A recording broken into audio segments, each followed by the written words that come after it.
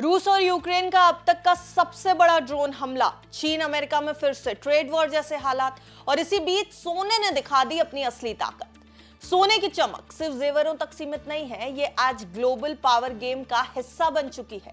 क्या सोना अब $3,800 तक जा सकता है, या आने वाली घटनाएं फिर से बाजार को हिला देंगी?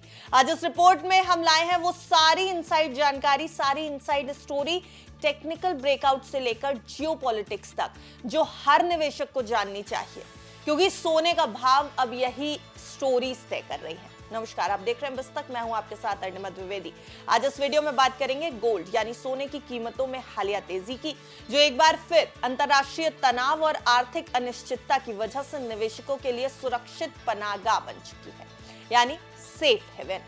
एक्सिस सिक्योरिटीज की ताजा रिपोर्ट आई है। इस रिपोर्ट के मुताबिक रूस यूक्रेन युद्ध के ताजा घटनाक्रमों से, जो कुछ भी अभी रूस और यूक्रेन के बीच चल रहा है, उससे सोने की चमक फिर से बढ़ गई है।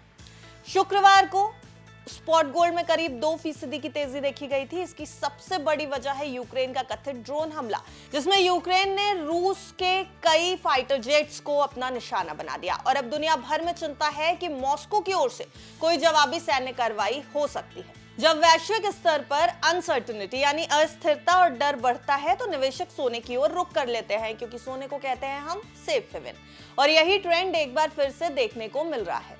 एक्सिस सिक्योरिटीज के मुताबिक सोना अब टेक्निकल चार्ट्स पर सिमेट्रिकल ट्रायंगल पैटर्न को तोड़ चुका है, और ये क्लियर बुलिश ब्रेकआउट है।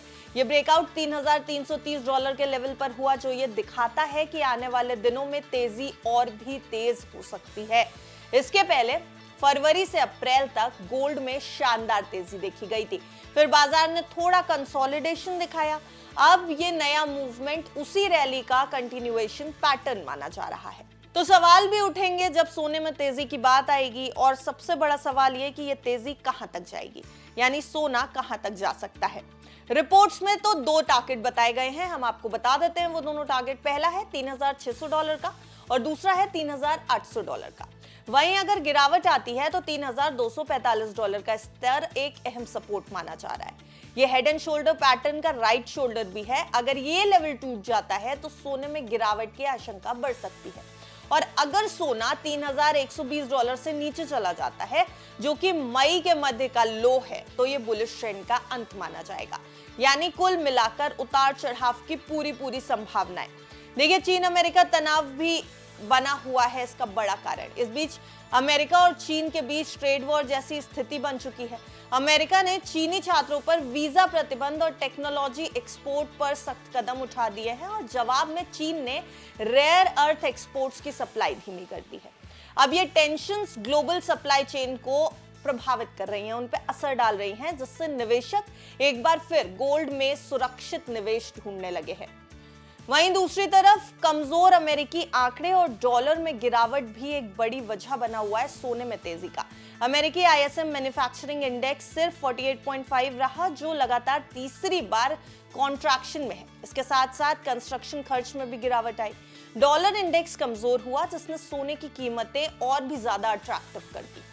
गोल्ड ETF में निवेशकों की वापसी होने लगी है। 30 मई की तारीख पे अगर आप नजर डालें तो इस समय तक कुल gold ETF holdings 88.5 million ounce रही, और ये 6.82% ईयर ऑन ईयर बेसिस पर बढ़ चुका है।